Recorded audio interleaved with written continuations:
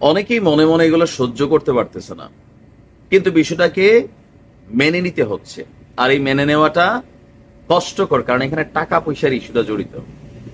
আজকে যেই ঘটনা ঘটাইছে বিএনপির নেতা কর্মীরা, এখন এই ঘটনার পর বৈষম্য বিরোধী ছাত্র আন্দোলনের যে সমন্বয়করা আছেন তারা আসলে কি ধারায় যাবেন, পাশাপাশি এই ঘটনাগুলো যখন সোশ্যাল মিডিয়া প্ল্যাটফর্মে আসছে রিয়েকশনটা কি হবে।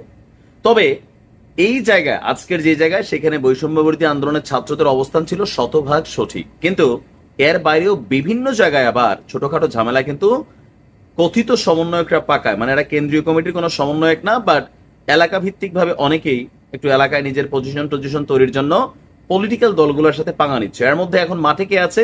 বিএনপি। দর্শক, নরসিংদীতে বিএনপি এবং সমন্বয়কদের মধ্যে, মানে স্থানীয় সমন্বয়কদের মধ্যে ব্যাপক সংঘর্ষ ঘটছে। 5 জন এই মুহূর্তে হাসপাতালের বেডে গুরুতর অবস্থায় কাতরাচ্ছে, 15 জন জেনারেল চিকিৎসা নিচ্ছে। দুই পক্ষই বিএনপির নেতা কর্মীরাও এখানে মাইর খেয়েছে, সাধারণ ছাত্রছাত্রী বৈষম্য বিরোধী যারা সমন্বয়ক আছেন তারাও মাইর টের খেয়েছে। ঘটনা হচ্ছে নরসিংদীর পলাশে। হাটবাজার পরিচালনা নিয়ে আপনার আন্দোলনরত যে বৈষম্য বিরোধী ছাত্র আন্দোলনের শিক্ষার্থীরা আছে তাদের সাথে বিএনপির নেতাকর্মীদের ব্যাপক সংঘর্ষ ঘটেছে। আর এতে উভয় পক্ষের 20 জন আহত হয়েছে, 5 জন গুরুতর অবস্থায় পলাশ উপজেলা স্বাস্থ্য কমপ্লেক্সে ভর্তি।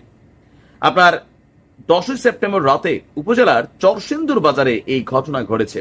আহত শিক্ষার্থীরা ঢাকা উত্তরা ইউনিভার্সিটির শিক্ষার্থী আছে, পলাশ থানা সেন্ট্রাল কলেজের শিক্ষার্থী আছে, নরসিংদী কলেজের শিক্ষার্থী আছে, পলাশ শিল্পাঞ্চলে কলেজের শিক্ষার্থী আছে, এখানে অনেকে আছে।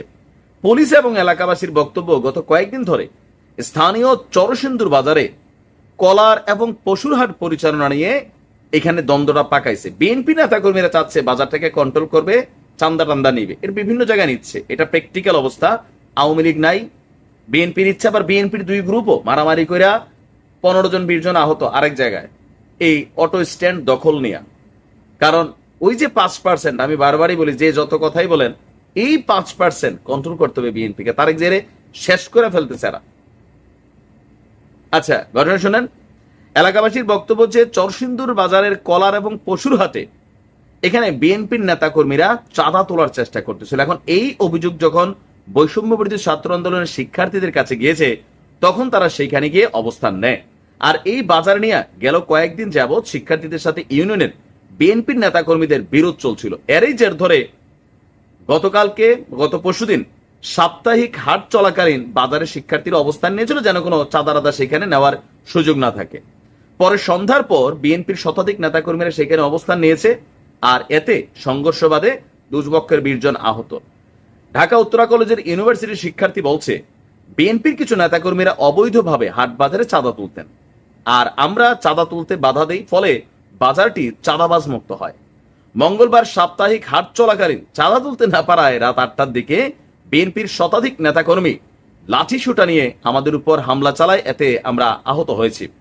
পলাশ উপজেলা বিএনপির সাধারণ সম্পাদক সাইফুল ইসলাম বলছেন, ঘটনাটি শুনেছি, এলাকার বাইরে থেকে কি কারণে ঘটেছে তা জানতে পারেনি, আপনাদেরকে জানানো হবে। আর ওসি সাহেব বলছেন, সাপ্তাহিক হাট পরিচালনাকে কেন্দ্র করেই দুই পক্ষের মধ্যে এই ঘটনাটা ঘটছে, পুলিশ ঘটনাস্থলে গিয়ে পরিস্থিতি নিয়ন্ত্রণে আনছে।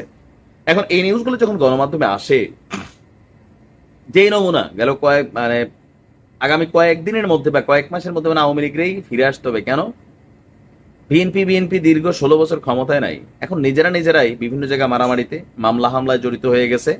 এই দৃশ্যটা আওয়ামী লীগের মধ্যে ছিল, কারণ একসময় মাঠে বিএনপি ছিল না, জামাত ছিল না, তখন করছে কি, আওয়ামী লীগের এক গ্রুপ বনাম আরেক গ্রুপ। এখন এই যে গ্রুপিং গুলা কেন হচ্ছে? অনেক দিনের ক্ষুধা, ব্যবসা নাই, চাকরি নাই, বাকরি নাই, এলাকাতে হাইটটা উইটটা খাইছে, চোখের সামনে দেখছে আওয়ামী লীগ কোটি কোটি টাকা টেন্ডারের এরকম চাঁদা তুলতেছে, বাজারে পয়সা টসা কামাই ফেলতেছে, হুন্ডা চড়তেছে, ইলিশ মাছ খাচ্ছে, গলদা চিংড়ি খাচ্ছে। এখন ইটস টাইম, ইলিশ মাছের সিজন ভালো, ভারত ইলিশ রপ্তানি বন্ধ, কিছু খাইতে হবে। এই যে খাওয়া খাওয়ির খেলা যতক্ষণ বন্ধ না হবে ততক্ষণ আসলে এই ঝামেলাগুলা পাকাবে। এখন এটা নিয়ে বৈষম্য বিরোধী ছাত্র আন্দোলন কি নির্দেশনা দেয় সেটা হচ্ছে বড় কথা। তবে বিএনপির এই 5% কর্মী, সবসময় বলি, টোকাই টাইপের আছে, আওয়ামী লীগও ছিল, এরা দল নষ্ট করে। আর এরা প্রত্যেকে স্থানীয়, দেখবেন ভালো ভালো এক এক নেতা হাজি টাজি, এদের আশেপাশে দিয়ে লুটেরারা থাকে। এলাকার ভদ্র বিএনপিরা কিছু বলতে পারে না। 1 মাসেরও অধিক হয়েছে ডক্টর মোহাম্মদ ইউনূসের সরকার রাষ্ট্র ক্ষমতায় এসেছে। তো এই এক মাসে আসলে উল্লেখযোগ্য দৃশ্যমান কি কি কর্মকাণ্ড হলো? বারবার বলা হচ্ছে যে রাষ্ট্র সংস্কার হবে। আসলে কি সংস্কার হবে? এখন আমরা দেখছি বিভিন্ন জায়গায় অনিয়ম, দুর্নীতি, প্রশাসনের নানান ধরনের হস্তক্ষেপ, মানে গণহারে অবৈধ মামলা, অনেক রকমের ঘটনা দেখছি। তাহলে সংস্কারটা কি হচ্ছে?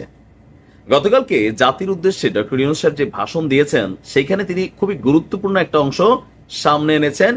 এক মাস পরে এবার প্রকৃত কাজটা শুরু হয়েছে, সংস্কার। আমরা এতদিন জানতে চাচ্ছিলাম মানে কি সংস্কার হবে। তো রাষ্ট্রের গুরুত্বপূর্ণ 6টি প্রতিষ্ঠান এবং সংস্থাকে প্রথম ধাপে সংস্কারের সিদ্ধান্ত নিয়েছে ইউনূস সরকার। ডক্টর ইউনূসের নির্দেশে 6 বিশিষ্ট নাগরিক দায়িত্বপ্রাপ্ত হয়েছেন। ডক্টর মোহাম্মদ ইউনূস বলছেন নির্বাচন ব্যবস্থা সংস্কারের আপনার করা হবে। তো নির্বাচন ব্যবস্থায় সংস্কার কে করবেন? কমিশনের প্রধান হিসেবে দায়িত্ব পালন করবেন ডক্টর বদিউল আলম মজুমদার। আরেকটা গুরুত্বপূর্ণ সেক্টর পুলিশ। পুলিশ প্রশাসন সংস্কার কমিশনের কাজ করা হবে, আর সেখানে কমিশনের প্রধান হিসেবে কাজ করবেন সরফরাজ চৌধুরী। আরো একটা গুরুত্বপূর্ণ সেক্টর বিচার বিভাগ। বিচার বিভাগের সংস্কার কমিশনের প্রধান হিসেবে দায়িত্ব পালন করবেন বিচারপতি শাহ আবু নাইম মুমিনুর রহমান। আরেকটা গুরুত্বপূর্ণ সেক্টর দুর্নীতি বা দুদক।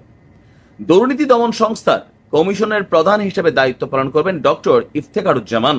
আরেকটা গুরুত্বপূর্ণ সেক্টর জনপ্রশাসন মন্ত্রণালয়।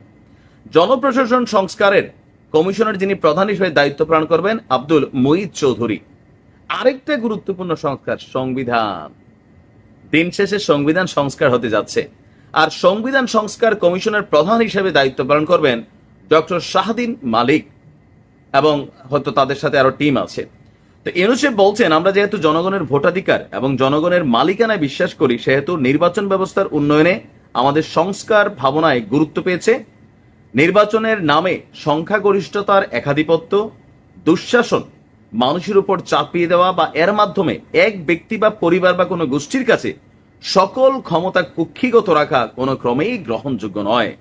এসব আশঙ্কা রোধ করার জন্য নির্বাচনের সঙ্গে সম্পর্কিত নির্বাচন কমিশন সহ আপনার বিভিন্ন যে প্রতিষ্ঠানগুলো আছে সেগুলোকেও সংস্কারের কথা ভাবছেন। তো বলা হচ্ছে যে নির্বাচন ব্যবস্থার সঙ্গে সম্পর্কিত প্রতিষ্ঠান হিসাবে পুলিশ প্রশাসন, জনপ্রশাসন, বিচার প্রশাসন, দুর্নীতি দমন কমিশন, এই প্রতিষ্ঠানগুলো সংস্কার করাও সুষ্ঠু এবং অবাধ নির্বাচনের জন্য অপরিহার্য। এসব প্রতিষ্ঠানে সংস্কার জনমালিকানা ভিত্তিক, জবাবদিহিমূলক এবং কল্যাণমূলক রাষ্ট্র ব্যবস্থা প্রতিষ্ঠায়ও অবদান রাখবে বলে ডক্টর ইউনূস বিশ্বাস করেন। এর পাশাপাশি সমাজের সকল স্তরের মানুষের প্রতিনিধিত্ব এবং স্বার্থ নিশ্চিত করার জন্য তিনি আপনার জুলাই অভ্যুত্থানের বার্তাকে প্রতিফলিত করার জন্য সাংবিধানিক সংস্কারেরও তারা প্রয়োজনীয়তা অনুভব করেছেন। সংস্কারের প্রাথমিক পদক্ষেপ হিসাবে এই 6টি কমিশন গঠন করা হয়েছে। এসব কমিশনের কাজ পরিচালনার জন্য বিশিষ্ট ব্যক্তি যারা, তাদেরকে দায়িত্ব দেওয়া হয়েছে। আর এরপরও আরো বিভিন্ন বিষয়ে কমিশন গঠন প্রক্রিয়া অব্যাহত রাখা হবে। এসব কমিশনের অন্য সদস্যদের নাম কমিশন প্রধানদের সাথে আলোচনা করে ঠিক করা হবে। কমিশনগুলোর আলোচনা এবং পরামর্শ সভায় উপদেষ্টা পরিষদের সদস্য, ছাত্র, শ্রমিক, জনতা, আন্দোলনের প্রতিনিধি, নাগরিক সমাজ, রাজনৈতিক দলের প্রতিনিধিরা উপস্থিত থাকবেন।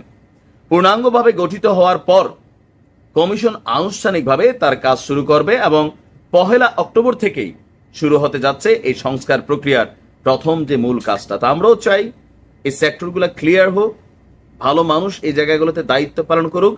ইতিহাসে একবারই এই সুযোগ আসছে, কাজে লাগাইতে পারলে হয়তো বাংলাদেশ অনেক দূর আগায় যাবে, লাগাইতে না পারলে আবার ওই একই কাহিনী, আওয়ামী লীগ ভালো না বিএনপি, বিএনপি ভালো না আওয়ামী লীগ, এই চাপটারে আটকে থাকতে হবে।